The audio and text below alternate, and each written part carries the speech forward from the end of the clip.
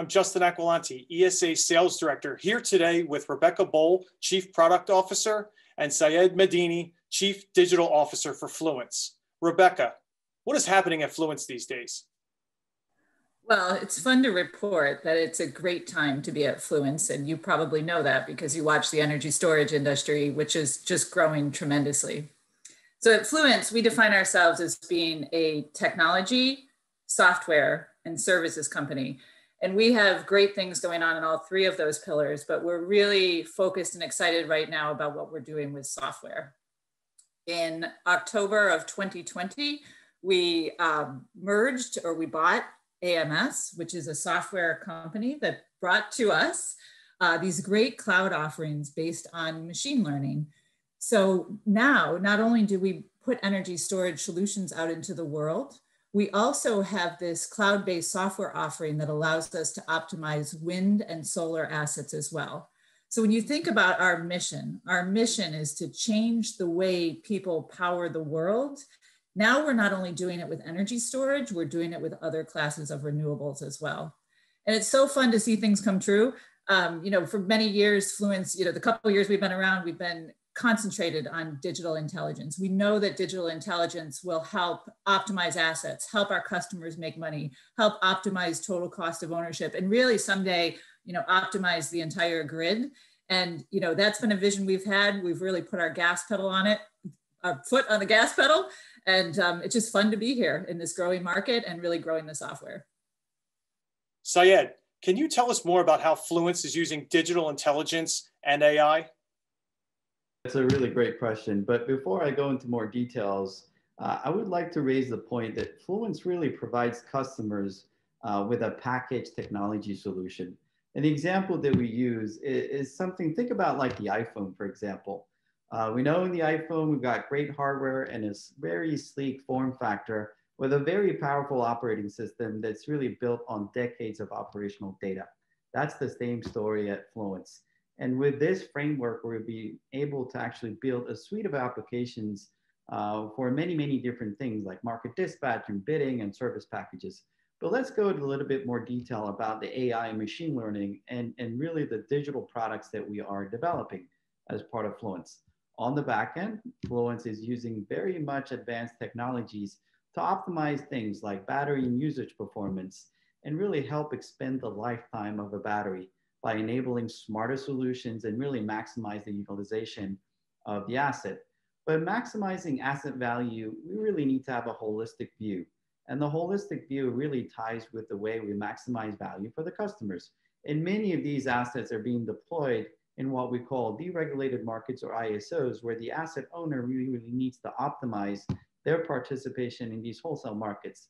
That's why at Fluence, we've actually developed this AI-enabled market bidding engine that really looks into the predictability and uncertainty and variability of wholesale markets and ties that to the physical complications of battery operations and the regulatory market design and provides this unified solution for asset owners to maximize their value.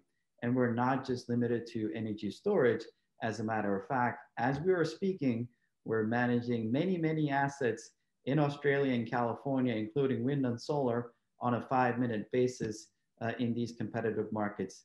So in summary, we use AI and machine learning not to really optimize the back end and increase the utilization and the health performance of the asset, but we also have a holistic view, and that is how do you maximize value in deregulated markets or even regulated markets using advanced software. And that's really the direction that we're pursuing at Fluence. Always be a primary focus when developing and implementing battery technologies. What is Black & Veatch's experience and approach to the safety of their battery solutions? Sure. So scale is an interesting thing in that the market is exploding and also projects are getting bigger and bigger. And Fluence has this benefit that we've spent a couple of years delivering almost bespoke solutions for projects around the world. And what we're doing now to pivot and to differentiate ourselves is we're taking that knowledge of delivering those projects to those different use cases and we're productizing.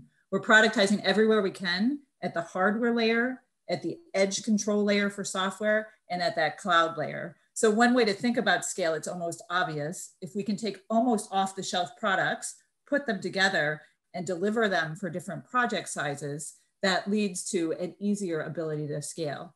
So sometimes it's easiest to think about the hardware, trying to visualize it, what the heck is an edge control product, but the hardware itself, we launched in June of last year, our Gen 6 technology stack, which has all three of those layers. The hardware itself, we call it the cube. It looks just like a cube. You would recognize it. So it's this modular design, like any other product. It has a product requirements document. It has bill of materials, and we're mass manufacturing it in a factory.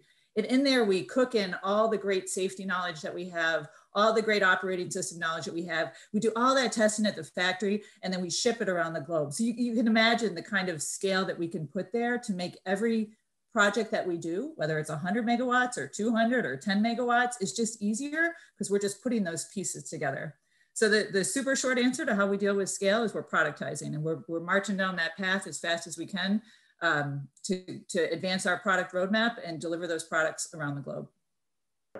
What trends are you seeing develop related to BESS behind the meter, and what role will distributed energy resources play?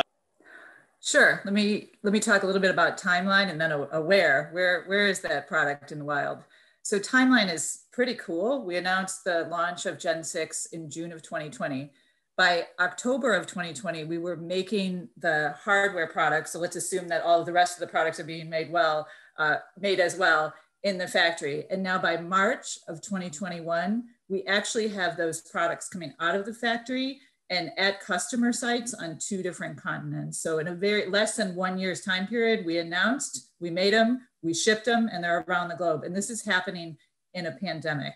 So one thing that we're really proud of in Fluence is we said we were going to do this, and we spun up a manufacturing capability. We put that in place, and we showed that we're perfectly confident to manufacture at scale and get products where they need to be. Where will they be? This year, at the hardware side, we'll sell more than 6,000 of those cubes, and we'll deliver them to 8 countries. So really something, again, you can see the pride in my face, that we're just moving really fast on this and getting our products to our customers. Syed, what are some emerging applications you were particularly interested in? Yeah, I should say the sky's the limit. There's a lot of different applications when storage, but let me provide a couple of tangible examples. Let's start with carbon emission aspects of storage deployments. We all know this is going to be the next decade is a renewables decade, and we should all be cognizant about reducing our carbon emission footprint, even in the power sector.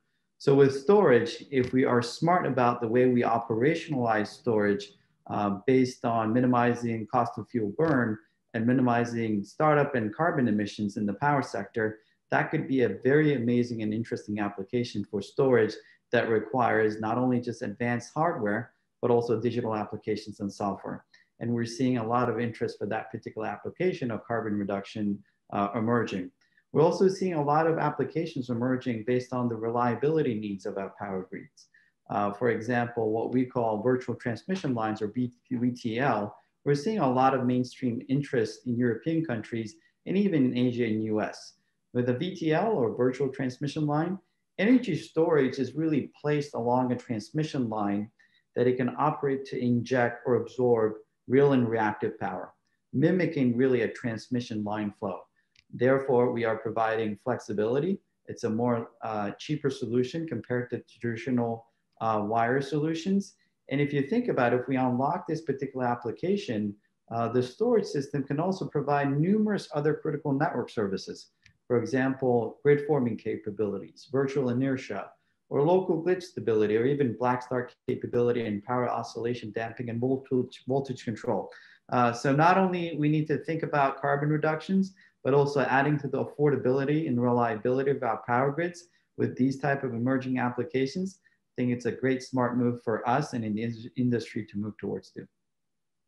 Rebecca, Syed, great insights today. We learned a tremendous amount about how Fluence is driving new applications to deliver a more stable, resilient, and decarbonized grid, productization and scale, and digital intelligence and AI. Thank you both for joining us today.